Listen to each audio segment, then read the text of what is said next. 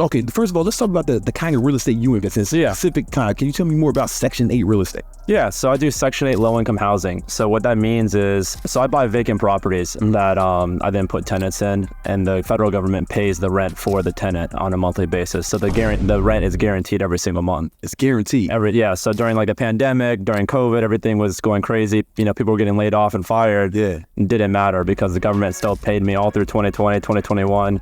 That's a big advantage too. Really? Yeah. So are these like, crackheads or crack dealers? Yeah, so there's a lot of people that you don't want in your properties on Section 8. Yeah. That's why we screen them really aggressively. You need to make sure that there's no, they haven't been evicted previously, things like that. How do you get evicted on Section 8? If you break the lease. If you have dogs in there, if you have people that live there that shouldn't be living there. Oh, shit. Yeah, so it's not just not paying the rent. So we check for all that. We do inspections on their current property even to make sure that they're, going to be a good fit. So are these properties designated Section 8 properties? No. Or you just...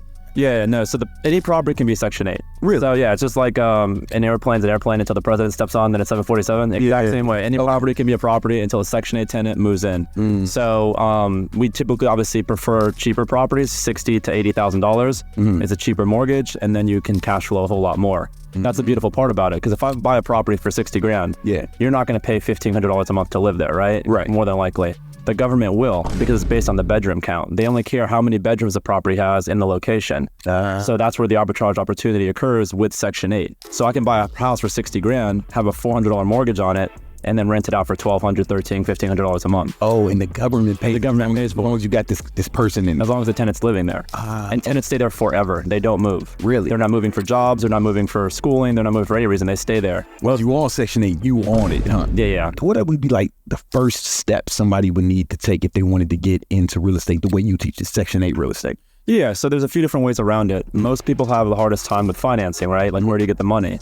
And a big part of what we do for new investors is creative financing. So you're not even using any banks at all. So we're buying properties for between $2,000 and $5,000 as a down payment, and you don't need credit. $2,000 and $5,000 down. That's it. Down As a down payment for the property. Oh shit. The way we do that is we'll go look for these properties that offer seller financing. What is seller financing? Let's say you own a house and it's been on the market for 90, 120 days. You can't sell it. You're going to be a lot more open to, if I come up to you and say, hey, look, man, I'll give you a full list price on your property. I'll give you $5,000 as a down payment, and I'll pay it off, in X amount of years. Because now you can get rid of the property. You don't have a taxable liquidity event, where you would have to pay any taxes that you made on that property in the first year. So there's a lot of advantages to it. And I also have software that shows you all the seller finance deals in the country all at once. Oh, so you can see you can see which ones are available. Oh, because I was as soon as you said that, I was thinking, how are you going to convince someone to? Yeah. So there's properties in the descriptions on the MLS that tells you like, hey, we'll entertain seller financing. And that software also grabs data from like Craigslist and Facebook Marketplace. So it's not only on market listings on like Zillow and Redfin. We also look off market like on Facebook and other places.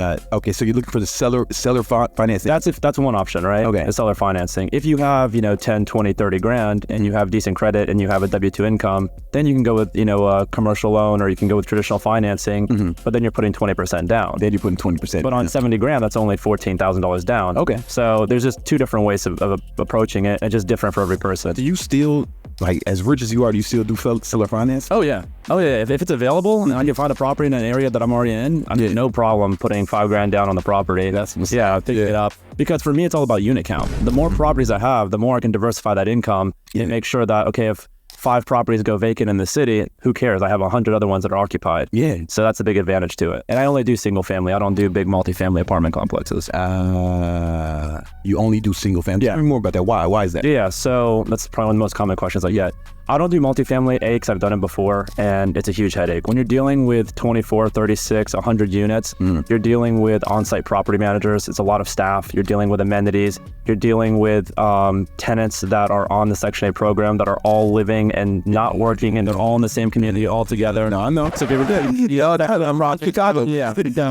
Project housing. Yeah. It's just a big community that, for the most part, does not work well. Even if you have the most well-screened tenants, it just does not work. So, I know. Single family, it appreciates a lot better. Section 8 pays more on a single family property. The demand, tenants want to live in a house with a backyard and a fenced in area more than they want to live in an apartment with 200 other people. Yeah. Let's say you go out and buy 200 apartment units and I buy 200 single family houses. Well, if I want to go sell 20 houses, I could sell them. They're all 80 grand. Oh, There's an endless demand of house for people wanting $80,000 houses. I can go sell those 20 houses in 3 months. You can't peel off 20 apartment built units in your 200. So that's a big reason why I prefer single family. okay. No, that makes a lot of sense. And there's a lot more room for appreciation. Tell me more about that. Yeah, so when they're, for single family properties under $100,000, there's always a huge demand for it. So it's even not that sensitive to interest rates. So if you get a $70,000 property, the interest rate could be 4% and your payment's gonna be $500, or it can be 8% and your payment's gonna be $600. It's a $100 difference. So it really doesn't matter what the interest rate is, especially when you're occupying them with Section 8 tenants, because the rent is so high. God. See what I'm saying? So even if the interest rate spikes at 10%, you might not be making $600 a month, you may be making $400 a month, but you're still making money. Can you charge whatever you want? No, so Section 8 in the federal government has guidelines per county and bedroom count. So it's 1 bedroom, 2 bedroom, 3 bedroom, and 4 bedroom. So you can go look up online, hey, I live in, I don't know, Miami-Dade County, and I have a 4-bedroom property, and they'll say, okay, it's gonna rent for $3,300. Because obviously Miami-Dade is gonna be more expensive than middle of nowhere, Idaho, you know? Yeah. Okay.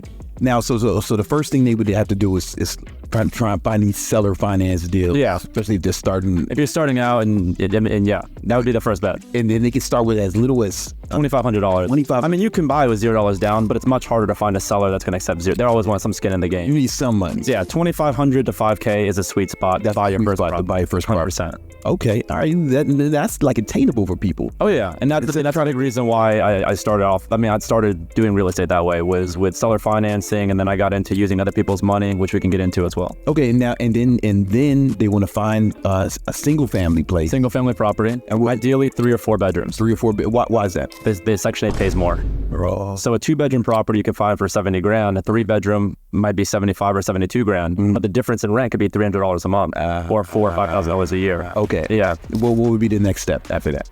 Yeah, so after you get the property, Section 8 does inspections on it, right? Okay. So you need to first find a Section 8 tenant to occupy that property. So let's say that you close on a property for $70,000, you get it closed. The day of closing, you're like, all right, I'm ready to go. Yeah. You will let the housing authority know, hey, it's Brandon, I have this property at 123 Main Street. It's ready to be rented, right? They're gonna let their tenants know, everybody in the housing authority for that county, know that you have a property available. They're going to start reaching out to you or to your property manager because you don't want to deal with it. Yeah. The property manager is going to say, hey, great, go by, look at the property. We're going to screen you, make sure that you're, have decent credit, make sure you're not a felon, make sure all, screening reports.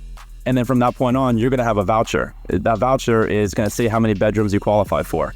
Because let's say you're just like a single mom with 4 kids, you have to have a 4-bedroom apartment. Or a house. You can't do a 2-bedroom because they require every kid to have a different, room, and every kid has to have their own room. It depends on certain age, but they can't have more than a certain amount of kids living with or sleeping with the mom. There's all sorts of criteria that they have, right? So after a certain age, they have to have their own room, things like that. Once you get that voucher from the tenant that you give me, I go to the housing authority, I submit it to them. They're gonna say, hey, Brandon qualifies for $1,500 a month on this 4-bedroom. I'm gonna say, great. Okay, I'll call you up, say, hey, you're qualified, you're good to go.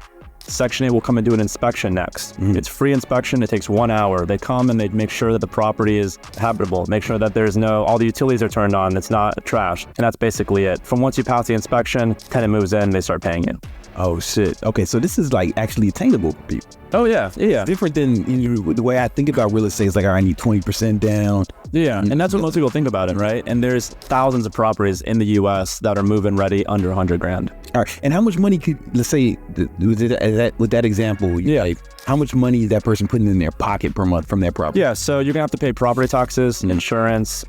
We have some maintenance reserves, and then also property management fee. Property management fee is gonna probably be the biggest one. It's 150 or 10% of the rent. Okay. So if the rent in that example is $1,500, they're paying $150 per month. And this is so the tenant doesn't call you with the toilet. Yeah, because you don't want them calling you for anything. You I don't know I exist. You just want to focus on acquiring property and sending it to the property manager. Yeah. So typically the average cash flow is $500 per month per property. $500 per month per property. Correct. That's just net cash flow per month. That's not including the taxable benefits because you get all the benefits from owning property.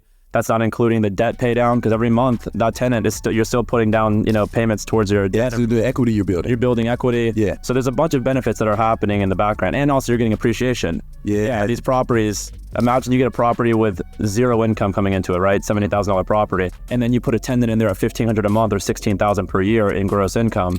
You dramatically increase the value of that property. Now do that 10 times in the same city. Now you start seeing some significant appreciation, some significant equity growth, significant cash flow. So $500 a month for each property. For each property. And you know that the tenant's probably going to stay there for years. For years. The only two ways that a tenant will move out is if they die or get incarcerated. Really? Those are the only two ways that tenants move out. They stay forever. Really? They don't like move? Very rarely. I've had tenants from when I started 8 years ago, still living in my properties. Really? Oh yeah.